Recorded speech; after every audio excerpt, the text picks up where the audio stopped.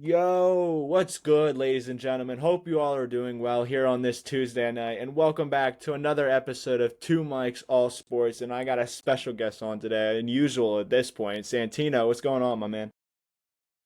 It's always the highlight of my day when I'm blessed to be on the podcast with you, and I appreciate you for bringing me back. But I'm not a special guest. I'm definitely not a special guest. I'm a guest on a special podcast. That's what it is. I appreciate the kind words, sir. At this point, you're pretty much a regular. You've brought a lot of good things to this podcast, that's for sure. So, but today's video, we're gonna be giving you guys a little bit of a spring training preview. Obviously, the games haven't started yet. Only talks about that stuff. So we're mostly in this video going to be talking about storylines or things that we see going into the season, like storylines, injuries, and then Santino told me before this episode he's got a take that he has for me and he wants to get my thoughts on it.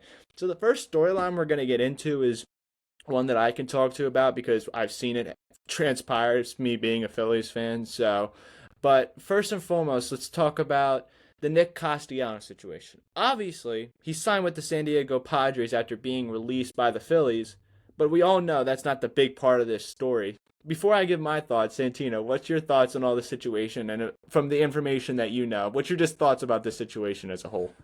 I think it's hilarious. I think, for one, I think it's crazy that Nick Castellanos never even really wanted to be a Philly, which is insane because, at least for me, I feel like if I was in Major League Baseball, one of the teams I want to play for is the Phillies, even though I don't like them. It's just a situation that the atmosphere and everything like to do with the Phillies is one of the best in baseball. And if you're good, when you come back, you get cheered. But in Nick Castellanos' case, when he comes back, he's going to be berated with booze because he was not good. And the whole situation with the beer in the dugout, how he didn't want to be on the team, that Rob Thompson's communicate. It's to me, it's funny, but it's also ridiculous because it's like, dude, Nick Castellanos, you literally were just an asshole and you suck. You were a below average player and you shouldn't have been on the field in the postseason at all. But who am I to judge? Yeah, obviously, I had a first glance at this view for a while now, ever since Castellanos signed here in 2022. And I don't know, man, at this point. Obviously, I think Castellanos, like drinking the beer and all that kind of stuff, I think it's kind of humorous at this point because at this point, this is how I pretty much feel about the Phillies. That's basically how I feel. It's like, I've wanted Rob Thompson gone since the Met series. Dave Dombrowski at this point, I have no reason to understand why he's still here. It makes no sense in my mind why he's still here. And this whole situation with Castellanos, yes, he was trash. Yes, he came up in some moments, but his tenure here is going to be remembered for the worst moments he had, not the good moments he had. And although that sucks, and although some people are going to miss him, at the end of the day, I think this just shows the bigger story of this team and the story that this team is dysfunctional. The organization, although John Middleton is the owner, he gives all the control to Dave Dombrowski, and I think that's kind of bullcrap because you're the owner. You have to have some leeway in the situation. Ever since Dombrowski's got here, he had one good off season with Kyle Schwarber and Castellanos being brought in, and then after that, it's been downhill with the pressing trade deadlines. The only bright spot we've had since that free agency in 2022 was getting Duran from the Minnesota Twins. Other than that, I have nothing really to be excited about. And this whole situation, I'm going to go back, and now I'm going to talk about it in the sense with Castellanos. Dude's a jackass. It's that plain and simple. He does not care about anyone or anything. He only cares about what it prioritizes for him and his family. Obviously, he wrote that letter only because he knew he was going to be under storm if he didn't. That's how I look at things. He knew that Matt Gell was about to break that report about it. He was holding it in for a while and decides to get it out beforehand because he got an insight from another player that it was going to happen. So he took the business decision to get it out before the backlash was faced even more. And I respect him for that in the sense where it's like you're trying to like stop the blow, I guess, from a sense, or like make it not as big as it would have been if it would have just got released after he got released by the Phillies. And I'm not surprised he got released. The same thing's going to happen with Alec Bohm at this point. You can't physically go out and say you're trying to trade a player, say you don't want him back, and expect teams to offer a king's ransom or a deal that's even worthy of accepting. I'm surprised. I wouldn't even be surprised if they got a deal for Castellanos, because if I'm a team, why would I want to trade for this guy? Because although they might not have to give any assets up, why just wait for them to release him? Because they obviously don't want him. So they said to themselves they're either going to trade him or release him. And I think it probably would have been another situation to where the Phillies would have had to add on money and probably would have still had to pay 90% of his contract in a trade. So they just took this way out. But they're still paying him $20 million a year for that last year of the contract, which still baffles me. Nick Castellanos got more. I know it's an extra year, but he got more money over Kyle Schwarber in free agency. I understand Castellanos is coming off an excellent season with the Cincinnati Reds, but at the same time, it makes zero sense to me whatsoever, and you saw what transpired because of it. But this has not been the pro. This has not been the pro. This has not been. This has been a common theme for Dave Dombrowski handing out terrible contracts. This Castellanos contract, I didn't like the Nola contract. I know he was coming off a good 2023 season, but a 7-year contract for a guy that's been declining ever since Zach Wheeler got here. And then because of that, and then terrible contracts to Max Kepler, Whit Merrifield. He loves throwing out the 1-year, $10 million contracts, can I tell you? He did it this offseason with Adolis Garcia. It's like, you get a $10 million contract, and you get a $10 million contract. I feel like this is, I don't even know at this point. It's insane.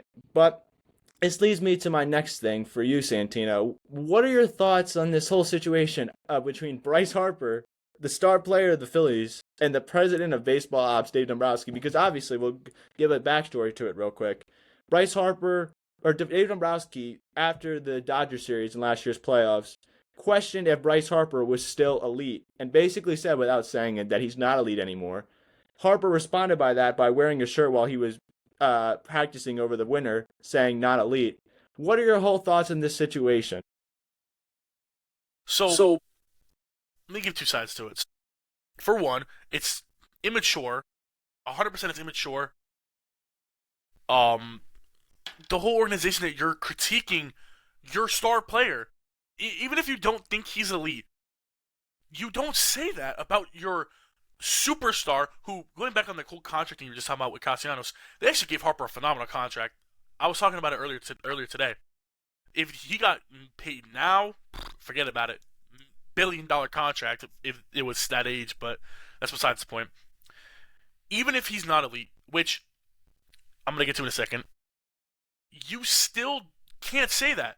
That's like if Aaron Judge came out next year and only had like 30 home runs and like 84 RBIs, and they come out and like, Aaron Judge isn't elite anymore. He's not our captain. He sucks. You can't say that. That's first of all, you should never say that about any of your players, that they suck or like they're not elite. If they're in that category, you don't say it. That's like me going out here and saying, "Oh, Ben Rice isn't like a top first baseman because he didn't have like a better season than Bryce Harper." You don't say that. Now, my personal take on it. Now, I wanted to ask you, what would you classify as like an elite first baseman, meaning, or in someone's position? For example, I would consider Jazz Chisholm an elite second baseman because he's a top 3 second baseman in the MLB. For first base, what would you consider like top 5, top 6? Like, what would you consider it? Because we're gonna do an experiment. Okay. Well, do you want me to give like my example of a picture perfect or like a elite first baseman, or do you want me to give me an actual personal example?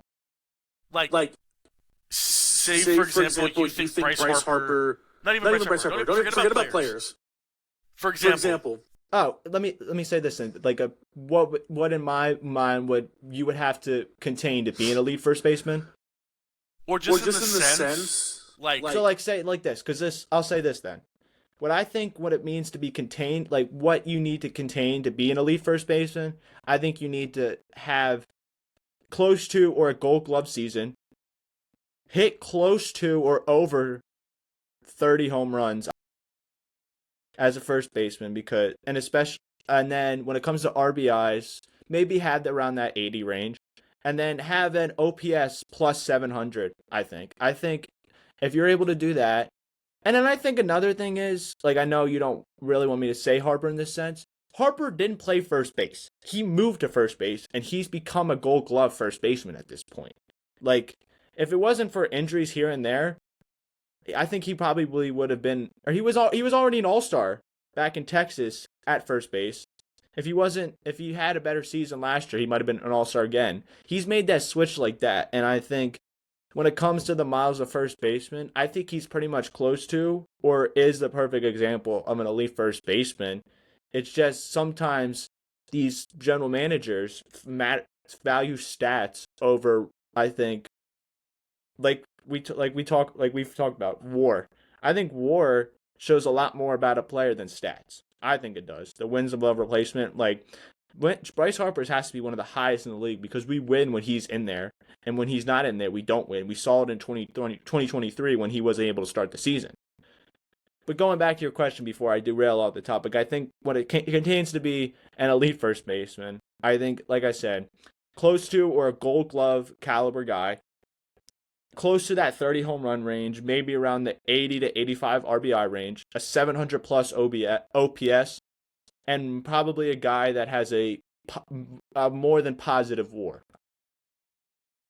Okay, now it's a two. Sorry, I'm trying to, because you'll see what I'm getting at. Off the top of your head, you don't have to give me a specific answer. Who would you consider right now to be the elite first baseman in the MLB right now? I think you have to put Pete Alonso up there. I think he's one of those guys. He might not be the best defensively, but he makes timely plays when needed sometimes. He's a guy who can rack up a lot of RBIs. He hits a good amount of home runs. He got a perfect contract with the Baltimore Orioles, I think. That was a perfect contract for him because he's a power guy, but he also can hit a little bit of the small ball. I think he's in that echelon. I think Freddie Freeman might be teetering because he's getting older. I think he's teetering with stuff like that.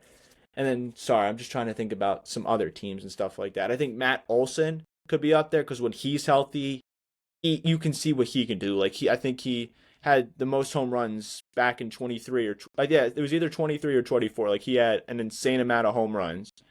And then thinking about it in a more sense and stuff like that, I think there's about 4 or 5 guys, maybe 6, that are in that elite. And then because I consider there to be an elite, and then I think I consider there to be a not a steep drop off, but a little bit of a gap, like this big of a gap. So the only thing I was asking, so while you were giving that, you said, right, that you think, okay, WAR plays a big part, right? That you had mentioned, you think that Freeman's on like that cusp of being elite. The reason I pulled up is because I compared Pete Alonso, Freddie Freeman, Bryce Harper, and Matt Olson's stats just from last year because I was just curious. Now, if we're looking at if you in WAR, you would consider, at least for me, I consider like if you're above a 3, you're like, okay, you're really really good. And then like if you're at like that 6 mark, you're like best in the league. Out of those 3 guys, Bryce Harper has a 3.1 WAR, which is the lowest. The highest, Matt Olson had a 6 WAR last year, which is incredible.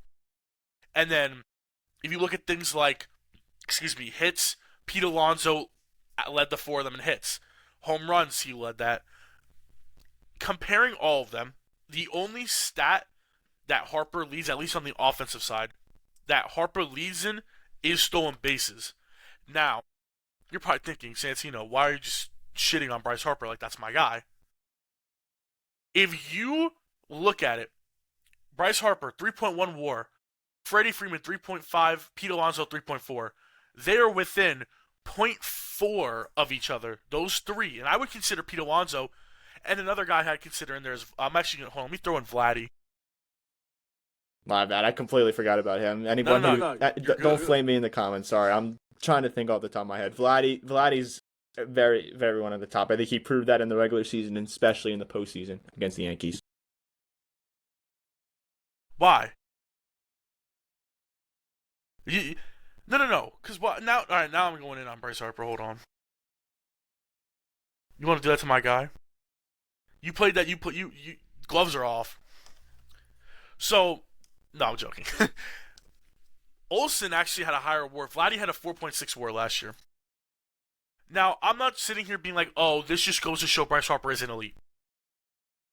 Bryce Harper is still in contention and with those stats similar to these guys who Freddie Freeman, Hall of Famer, Matt Olson, like you said, led the league in home runs a few years ago, is still like the second best player on that Braves team. Pete Alonso, one of the biggest offseason signings. One of the reasons why the Orioles are going to be in that playoff contention over a team like maybe even the Yankees. I've had people tell me that they think the Yankees are going to miss the playoffs because of the Orioles. Not going to happen. Harper still had a 3.1 WAR, and even if you look at it, 3.1 WAR, 27 home runs, 75 RBIs, 12 stolen bases, 261 batting average, 357 OBP, 487 slugging, 844 OPS, and a 129 OPS plus. Those are good numbers. And he had a down season. That's the whole thing everyone's talking about. Oh, Bryce Harper had a bad season compared to his standards. He's not as good. Like, yeah, he's going to have a bad season. When I see people comparing Bryce Harper's stats from this year to Aaron Judge, who, not trying to toot his horn because he's my favorite player and the best player in the league besides Shohei, Aaron Judge had one of the greatest seasons we've seen. He had a I'm not trying to dog on Harper. I promise I'm not. Judge last year had a 9.7 WAR, 53 home runs, 114 RBIs, 12 stolen bases, a 3.31 batting average, a 4.57 OBP, a 6.88 slugging, a 1.144 OPS, and a 2.15 OPS plus. That is like the best player in the league numbers, and people are comparing Bryce Harper to him when he had a down season. Bryce Harper is still an elite first baseman, and like you said, he just moved to first base. He's been an outfielder his whole career when he was before and when he was on the Nationals. And now people are like, oh, he had one bad season, he sucks. That's immature by the Phillies organization. It's immature and stupidity by people who are like, oh, Bryce Harper sucks now. He had one bad season. Harper is still one of the most clutch players in the MLB.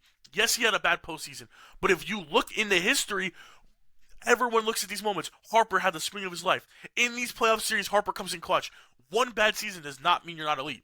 If you're looking at one season, I can sit here and say that Trent Grisham is the best one of the best center fielders in baseball because he had his best season. That makes no sense. That's why if you look at the last few seasons, if I were to look back at Bryce Harper's stats for me at least, I tend to look at usually I count the year that just happened and then I go like 2 or 3 years back. So if we go to 2022 to now for Harper and look at his stats in total. I'm sorry. I'm going on a tyrant, I know. I'm actually like for once trying to help out the Phillies. Normally don't do this. It feels kind of weird. Well, I'm not gonna lie.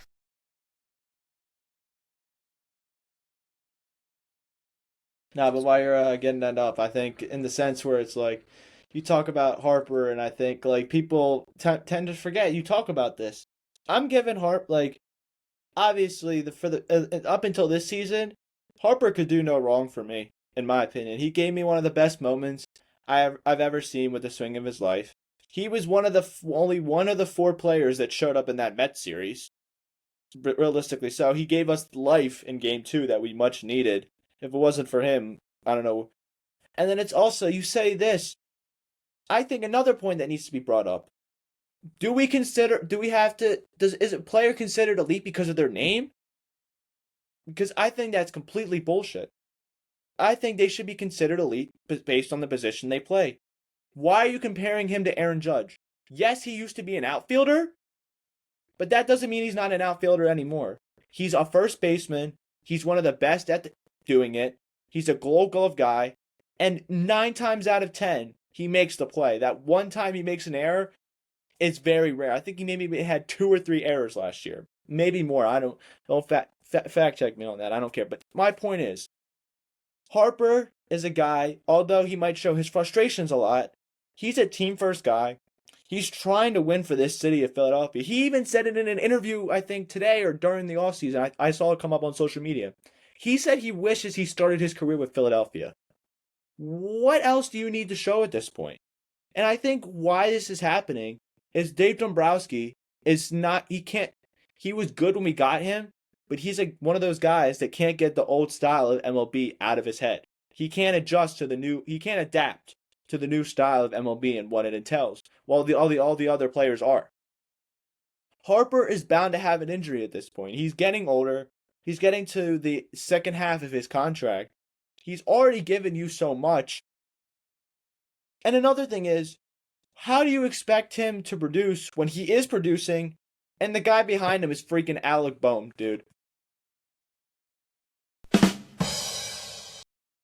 Like, what the hell do you expect? And most likely so, it's either going to be Kyle Schwarber, which, yes, he's a great protection behind Harper, or it's Adolis Garcia. What else do I need to say at this point? Harper, in his position, is an elite first baseman. No and ifs or buts. If you want to come and argue with me that, come message me, anything. Head me a DM and we can talk about it for 15, 20 minutes. He's given enough to this franchise and given enough. You can say, oh, this and that. He's a 13-year, $300 million man. You got guys making more money now and getting paid money that haven't even give anything to their franchise. I'm going to throw a little shade at the Mets. Francisco Lindor, what the hell has he done except for maybe take the Mets to a championship series 1 year? Other than that, he's underperformed. So, but it's in the sense where it's like Harper, and people were even questioning last year, like with Kyle Schwarber, like Kyle Schwarber's the face of the franchise because Kyle Schwarber's a DH. He can't play the outfield. You see what he does when he plays the outfield. He's doing the splits. He falls down on the ground. He doesn't know what he's doing. No wonder he's hitting home runs because that's all he needs to do. He steps up to the plate every night. If he doesn't get a hit, he goes right back to the dugout. He doesn't have to worry about going out and costing his team potentially on defense. No wonder he hit 56 home runs. That's the type of player who should be compared to Aaron Judge because they're both playing similar positions, I think, in the sense, okay, you might think Aaron Judge is better, which I think he is. It's not even a debate. Okay. Wait, what? Okay. But okay, all right. But what I'm trying to say in the sense here is that it would make more sense for Schwarber to be compared to Aaron Judge because they play similar positions. Because does Judge play DH more or right field, or do they split it up? No, he plays right field the whole time. Okay. But I'm saying they're both kind of the same build where it's like they both mash home runs and get a bunch of they both mash home runs. They do. And they get a decent amount of RBIs. Yeah, I mean, Judge batted 333 this year and batted 300 the last Little 2 League years. ballpark, but that's besides the point. What? No! We're We're not not pushing pushing the agenda. We're We're not. I don't know, man. I've seen otherwise. What does batting average have to do with playing in a Little League ballpark? I mean, most of those home runs were probably at Yankee Stadium, so. And he underperforms in the playoffs, but that's besides the point. What happened this year? He lost in the I believe. No. Did he lose or did the Yankees lose? I guess you could say the Yankees lose. Because he batted 400. Okay. With one of the best home runs I've ever seen. The score of his life. Yeah. But what he did the season before, he dropped the ball in Game 5. And so were there every other error. He's a Gold Glove caliber right fielder. He was playing center field that game. He's a Gold Glove caliber outfielder. Makes one error, and everyone's on his dick. For one error, when he's the best player in the world, not named Shohei Ohtani, because he is not a person. He's an android. And he doesn't count. So, you have the best player in the world in Aaron Judge, the best right-handed hitter of all time, and the best hitter of all time to not take steroids. And you're going to compare him to Kyle Schwarber, who's been a bum his entire career? All right. Besides hitting home runs? All right. I don't think you're getting what I'm trying to lay down here. You brought it up. All right. Whoa. I think it's getting a little bit out of hand here, but okay. I think what I'm trying to say is, it would make, like I'm saying, it would make more sense for people to compare Kyle Schwarber to Aaron Judge because sometimes they can put up similar stats. Is that more to your liking, sir? Sure. Okay. But let's just go back to the very beginning of it. Do you want to talk about what you were saying with the stats if you have them pulled up now? Because we obviously Yeah. derailed from that and got into another conversation, which the Yankees always choke, that's for sure. What'd you say? Nothing, man. You can continue. Go ahead. Oh, wait. I said something that everyone already knows, so you can go ahead. Oh, okay. Just making sure. So, as we just discussed before we got off the rails, Matt Olson, out of the guys we were looking at, led in WAR with 6 WAR. So I go, all right. We look up his stats compared to Bryce Harper's over the last few seasons. Harper, 19.9 WAR. Matt Olson had 20.7. I'm not going to go through every stat, but Harper was, I know stats on everything, this is just hitting, but Harper is clearly a better defender than Matt Olson. Harper, more hits, more stolen bases, higher batting average, higher OBP, higher slugging, higher OPS plus. But he's not elite because he had one bad season. One bad season, which was still better than a lot of teams' first basemen. That's all I was going to say. Yeah, I know for you it's definitely better than whatever you guys would throw out there if it wasn't Ben Rice. And guess what? That's not even an insult, though. That's And guess the what? truth, though. It's the truth. I'm not going to start. No, I'm just speaking facts at this point. There's nothing else to say. But now, I think I basically agree with Santino in the sense where it's like, yes, I think I said what I needed to say with the elite sense of that, and I think bringing up how he compares to the other first baseman is a perfect example because he is a first baseman. He's played it for a few years now. He was in the All-Star game as a first baseman. So if you're going to compare him to anybody, compare him to the position that he plays and how he stacks up to those guys. That is where the word elite fits in, and I don't think Dombrowski understands that because he still thinks, oh, Bryce Harper's this elite guy. Oh, he's not putting up Aaron Judge stats. He's not putting up Shohei Ohtani stats. He's not that elite type of guy. And you can't measure it on that anymore because the position you play matters more than the name that's on your back. Harper used to be one of those guys. He's obviously not been as good as those guys ever since his MVP season in 2021, I think. But that does not mean he's not elite in his own way. And I'm going to send this over to football. I'm going to say this about Jalen Hurts real quick. You can say whatever you want about this, but I think in the sense where it's like people don't consider winning that much, while I consider winning because I look more. Stats don't mean everything, in my opinion, and I've had that regiment for a while now. Winning matters more than stats. Sam Darnold is the only quarterback from the 2018 class to win a Super Bowl. What does that tell you? But going back to my point, comparing Harper to Jalen Hurts. When it comes to winning, Jalen is elite. When it comes to stats, he's not so elite. But what will you be remembered for more? You're winning or being elite? Obviously, Brady and Mahomes have been able to do both. But as this new age of quarterbacks come in, obviously Mahomes is still in there, but who knows when he comes back, and who knows if the Chiefs can build themselves back up to that point. So the NFL is scrambling right now to see who's that next team up. And as his history has shown us, as long as Jalen Hurts has the talent, he can lead a team to there. And I think the winning aspect of things matters more going back to positions in the MLB. If you're a first baseman and you're one of the top, you're elite because you're elite at that position. That's how I feel. I 100% agree. And to answer your question, next team up in football, the New York Giants, in like 2 seasons.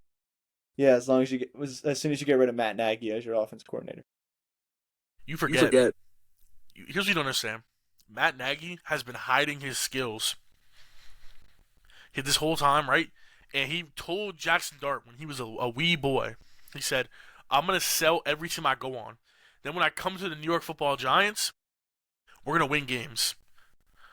So as long as we get some new turf, we're going to be green. Yeah, they're going to replace that turf for the World Cup and then take it right back off. So, all right, but moving on. We're going to talk about some injuries. Obviously, I mentioned the Mets and Francisco Lindor and Corbin Carroll, and then me and Santino were talking about it. We don't think it's Jackson Holliday. We're just going to throw his name out there because he was also hurt. Some of these guys with their injuries, man, but especially Francisco Lindor and Corbin Carroll. What are your thoughts about both of them getting the same exact injury? It's rigged. It's got to be some sort of witchcraft. But I think it's funny, but it's ironic. And in the sense that this hurts the Diamondbacks much more than it hurts the Mets, for me at least. When you have the Mets lineup comparing it to the Diamondbacks, which we're going to get into my question I have for you in a little bit, but when you look at the Diamondbacks lineup, it's not nearly as good as this Mets lineup. The Mets lineup is probably one of the better lineups in the entire MLB. Losing Lindor hurts and it sucks, but Corbin Carroll is the Diamondbacks MVP. You lose him, it takes a major toll on the lineup, and obviously I don't know how these injuries, we don't know exactly when they're going to be returning yet, but I think in the long run it hurts the Mets more because say this is it ends up being a serious injury, Lindor needs surgery, he's out for a while. When the playoffs roll around, we're not going to see Lindor with a swing and a drive. We're going to see Lindor sitting on the bench doing nothing. The Diamondbacks aren't even going to make the playoffs. So the Mets need to have Lindor for that time. I don't think this injury is that serious. I don't know the details yet. But I think right now this definitely hurts the Diamondbacks more because they definitely want to make the playoffs. They have the talent on the offensive side of the ball. It's just pitching. But if they lose Corbin Carroll for an extended period of time, it could hurt them a lot. Yeah, no, I agree. I think as of right now, I think it hurts the Diamondbacks all throughout because the Mets, they lost. If Lindor, if it's a long-term injury, obviously that would suck. But I think the Diamondbacks hurt more because although Ketel Marte's back, they were close to trading him. I think there was teams interested, and just imagine if they would have traded him at this point. And they don't have a good offense. They traded Suarez at the trade deadline. Obviously, didn't get him back, and their pitching is injured and or shaky. And their offense, I really don't like. They had to trade for Nolan Arenado, but he's been past his prime for a minute now.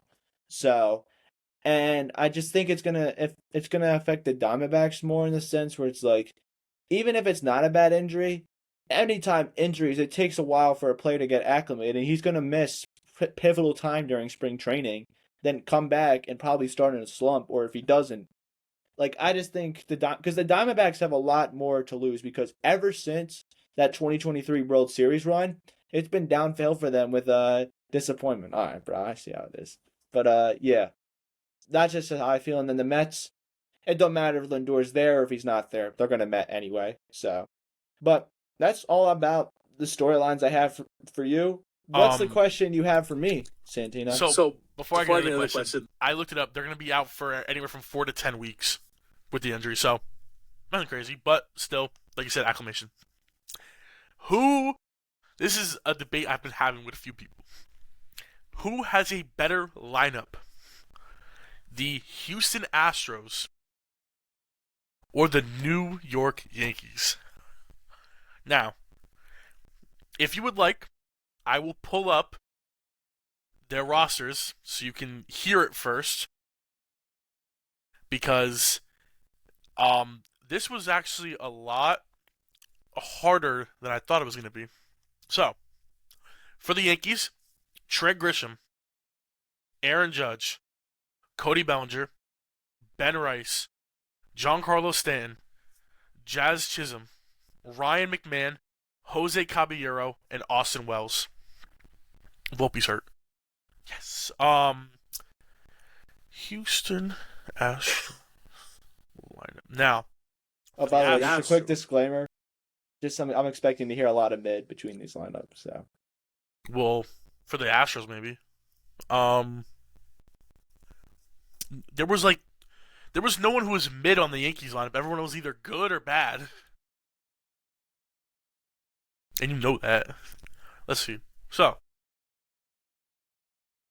for the Mets, or for not for the Mets, excuse me, for the Astros, lineup is looking like Jeremy Pena, Jordan Alvarez, Jose Altuve, Carlos Correa, Christian Walker,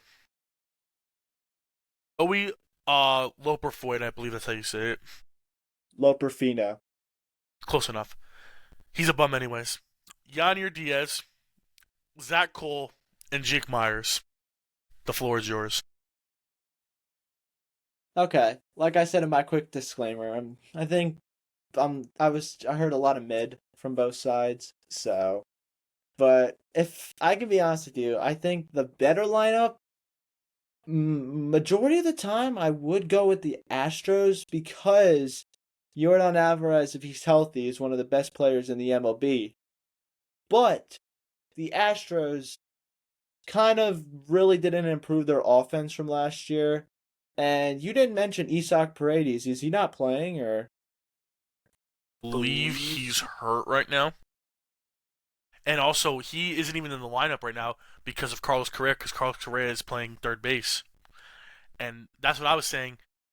Correa is worse than Isaac Paredes. Yeah, Isaac Paredes is, I don't even know if he's hurt. I just know he's on the bench right now because I think he only plays third base, and Correa is their third baseman. Okay.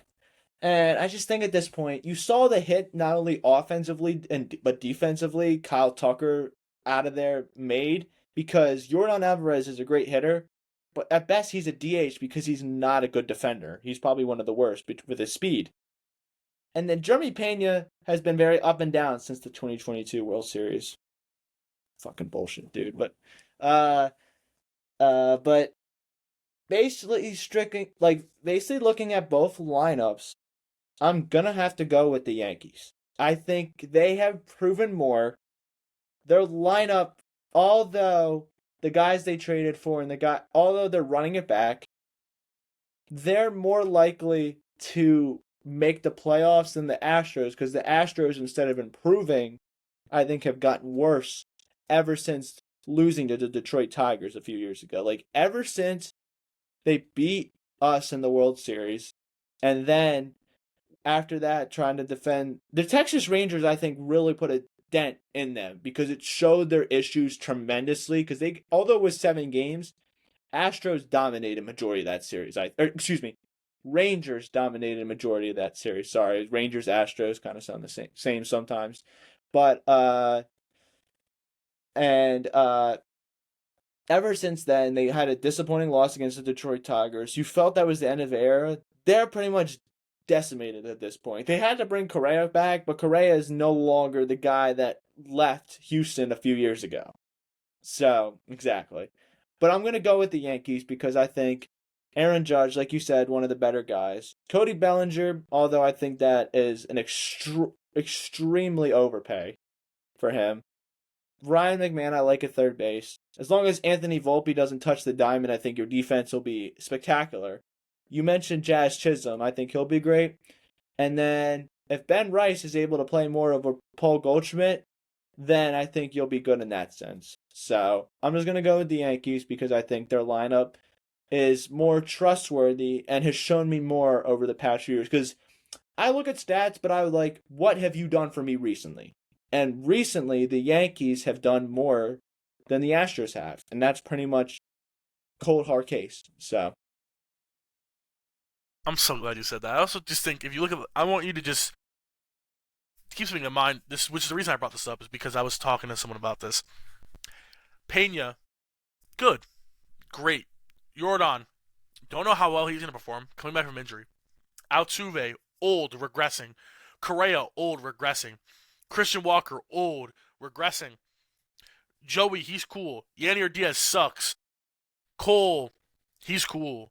Jake Myers, old, he's actually pretty solid. The Yankees, Grisham just had a career year. He's not going to put up anywhere near those numbers, most likely, but just had a career year. He's actually a solid center fielder. Bellinger had a career year on the Yankees. Had his best year in his career besides his MVP season, and I don't think he was an overpay. Just strictly off the fact that he is a top 3 left fielder in the MLB. So if you look at it in that sense, and he also is versatile, can do a little bit of everything. Then you have the greatest player of all time, Aaron Judge, in your lineup. Yeah, the reason I also just think, even if you took Aaron Judge out of the Yankees lineup and you inserted another star hitter, let's say you put, just because we were talking about Bryce Harper, just for the hitting side, I think it does so much more for the Yankees that they have Judge because of what Judge can do. He hits for power, obviously. Hits for a high average now, which is the scariest part. Drives and runs. He does everything. Then you have Jazz Chisholm, who is the second best second baseman in the MLB, behind Ketel Marte.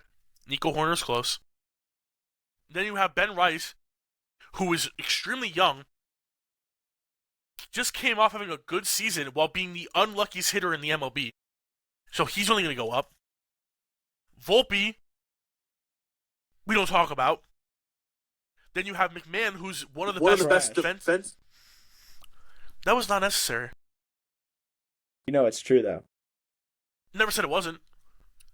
It's a situation where Volpe, I said this. Give Volpe one more year. One more year. Because, yes, he sucks. Yes, he's one of the worst defensive players I've ever seen in my life, and I hate him with every fiber in my body. Volpe is also going into his 4th year on the team. Still going into his age 25 season. Last year, comparing it to the rest of his years, he had a down year compared to last year, but compared to his first season, his hitting got better, defense got worse. He was a Gold Glover his rookie year. I say, by the halfway point this year, if Volpe is not performing, you either trade him, send him down. If he's doing good, he's doing good. Ride him out. Pause. And if he starts playing bad towards the second half of the season, then you trade him or send him down. You still have to hope that his defense comes back, but I don't think that Volpe deserves as much hate as he's getting. Wells, get him off my team. I hate him. Stan, I don't care. If we make the postseason, that's all I need him for, because he could go 0 for 12, but as long as I get a home run and it looks cool, I could care less. The Astros, like you said, have done nothing the last few seasons. The Yankees made the World Series in 2024. Yes, they lost to the Dodgers, but it's the Avengers. The Blue Jays just took them to 7 games. Yes, they got better, but still. We played the best of the Dodgers. The Blue Jays played the worst of the Dodgers. That's just my opinion. Not going to go into it. The Yankees also, usually how their season goes is we start off really hot, get cold, get hot, then get cold going into the playoffs. That's what happened this year. The year we played in 2024, we got hot at the start, got cold, stayed cold, then got hot at the end, and then rode it through the playoffs, and then made it to the World Series. Not going to happen this year. We're not winning the World Series or even making it. It's going to be the Braves and the Blue Jays. But who knows? That's just besides the point. The reason I brought it up is just because I told you I was talking to people about it. But yeah, the Astros suck. Simple as that. That was kind of what I was getting at. Okay, yeah.